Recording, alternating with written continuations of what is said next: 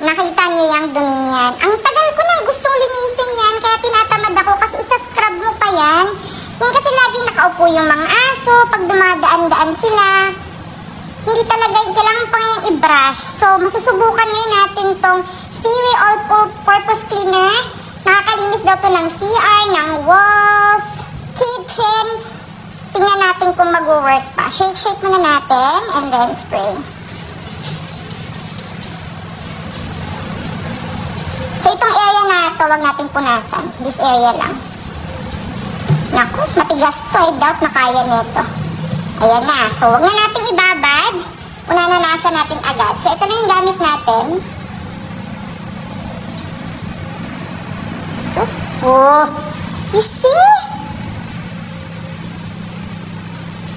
Real time yan ha. Wala na, hindi natin i-edit yan. Para makita nyo kung gaano ka daling linisan. Kaysa gumamit kayo ng mga nabibili sa mall. Yes, nakakalinis din yun.